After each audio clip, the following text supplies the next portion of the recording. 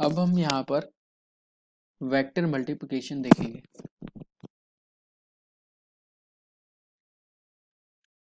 Vector multiplication,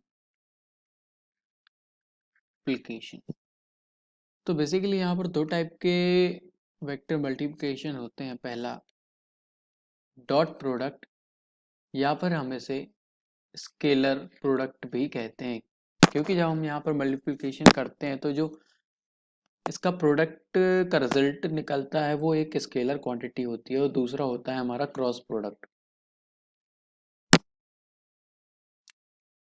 या फिर हम इसे वेक्टर प्रोडक्ट भी कहते हैं, क्योंकि यहाँ पर जो हमारा रिजल्ट निकल कर आता है तो वो भी एक वेक्टर क्वांटिटी होती है, मतलब उसके पास भी मैग्नीट्यूड होता है और उसकी डायरेक्शन होती है। अब हम इनके मैथमेटिकल के साथ साथ प्रैक्टिकल सिग्निफिकेंस भी देखेंगे कि आखिर ये होते क्या हैं। तो सबसे पहले आता है हमारा डॉट प्रोडक्ट। सपोज हमारे पास एक है ए वेक्टर और एक है बी वेक्टर। ए वेक्टर की अगर हम पोजीशन देखें तो ये हो गई x1 आई कैप प्लस y1 जे कैप प्लस z1 के कैप। इसी तरह से x2 आई कैप प्लस y2 जे कैप प्लस z2 के कैप। अब अगर हम इसका फॉर्मूला देखें तो formula A cap dot B cap is equal to A B cos theta. A B basically mod होता है,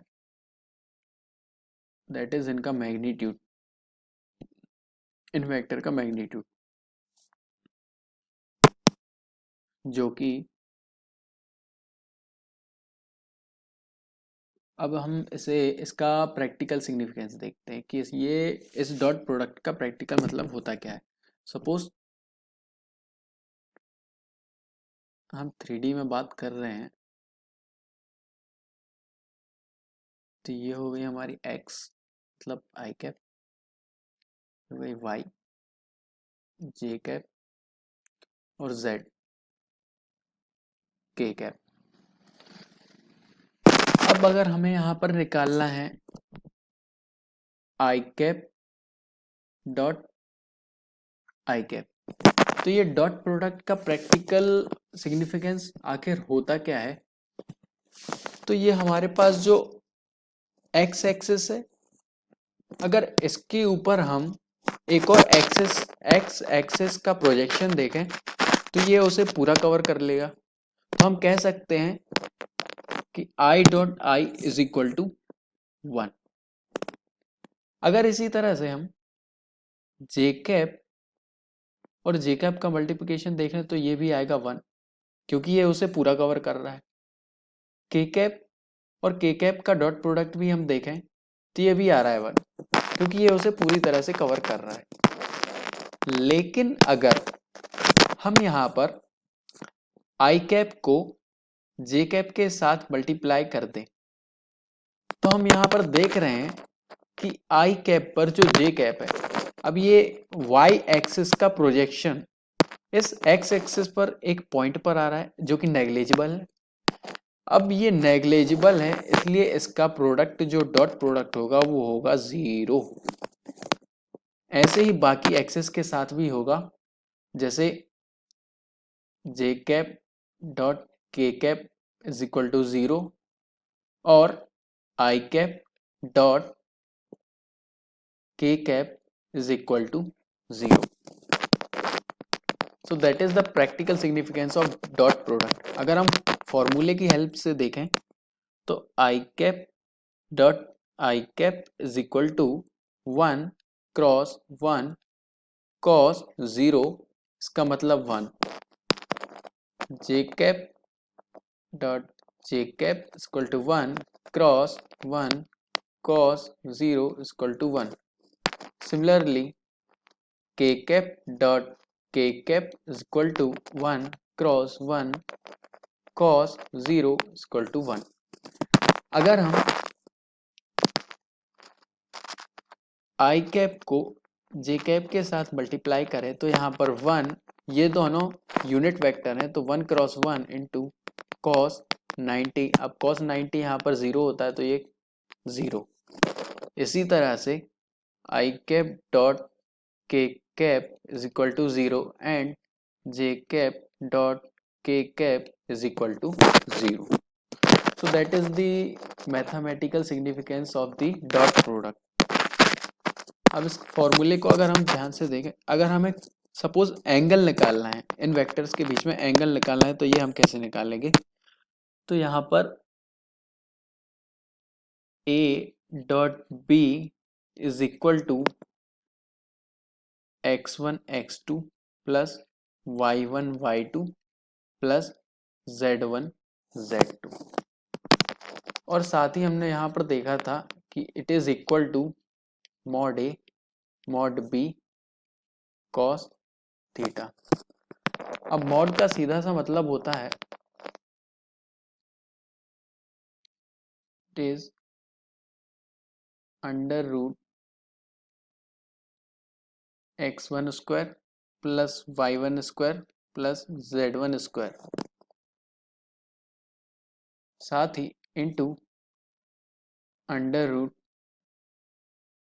x2 square plus y2 square plus z2 square into cos theta. अब अगर हमें यहाँ पर कॉस थीटा की वैल्यू निकालनी है, ये हमारा इक्वल होगा बेसिकली ए कैप डॉट बी कैप के। तो हमें कॉस थीटा की वैल्यू निकालनी है, तो cos theta is equal to x1 x2 plus y1 y2 plus z1 z2 divided by under root x1 square plus y1 square plus z1 square into under root x2 square plus y2 square plus z2 square. So that's how we can find out the angle or the location of our product. अब हम देखते हैं cross product के बारे में। Cross product या फिर vector product. Cross product और वेक्टर प्रोडक्ट। इसे क्रॉस प्रोडक्ट या फिर वेक्टर प्रोडक्ट इसलिए कहा जाता है क्योंकि इसमें जो हमारा रिजल्ट निकल के आता है उसके पास मैग्नीट्यूड भी होता है और उसके पास डायरेक्शन भी होती है। तो इसका जो प्रोडक्ट होता है it is suppose two vectors there are A vector and B vector, तो A vector into B vector is equal to A B sine theta N cap, जहां पर एन कैप एक यूनिट नॉर्मल वेक्टर है। Unit normal vector से मतलब कि suppose अगर यहां पर हमारी ए वेक्टर की डायरेक्शन है, ये हमारी बी वेक्टर की डायरेक्शन है, तो ये जो हमारा नॉर्मल वेक्टर होगा ये इन दोनों की परपेंडिकुलर होगा। So this is the normal vector. अब इसके लिए हम क्रॉस प्रोडक्ट जब भी करते हैं तो अगर सपोज ए वेक्टर की पोजीशन है x1 आई कैप प्लस y1 जे कैप प्लस z1 के कैप, और बी वेक्टर की पोजीशन है x2 आई कैप प्लस y2 जे कैप प्लस z2 के कैप, तो इनका जो प्रोडक्ट होगा वो कुछ इस तरह से होगा। इसका प्रोडक्ट हम ऐसे निकालते हैं it is A cross B is equal to, it is comes out by the help of matrix I cap J cap K cap, और ये आ गया हमारा x1 y1 z1 ये x2 y2 और z2। यहाँ पर सबसे पहले जो आगे रहेगा उसी के मैग्नीट्यूड यहाँ पर सबसे पहले लिखे जाएंगे। तो a cross b is equal to, जो हम यहाँ पर मैट्रिक्स को सॉल्व करेंगे तो y1 z2 minus y2 z1 i cap minus x1 z2 minus x2 z1 j cap plus x1 y2 minus x2 y1 k cap. So that is our result. अब यहाँ पर हम कुछ प्रॉपर्टीज देखते हैं क्रॉस प्रोडक्ट की। Suppose I cap cross I cap, तो यहाँ पर हमने फॉर्मूला देखा था, तो ये फॉर्मूला था कि A cross B is equal to A B sine theta N cap. तो इसके अकॉर्डिंग ए बी, इसके अकॉर्डिंग जो ए बी है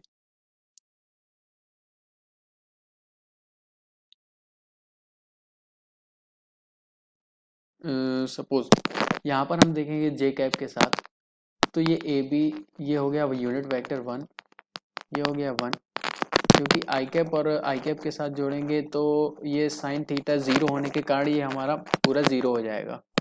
जैसे अगर आई कैप के साथ देखें तो ये 1 इंटू 1 साइन 0, और ये हमारा यूनिट नॉर्मल वेक्टर है तो ये आ गया 0।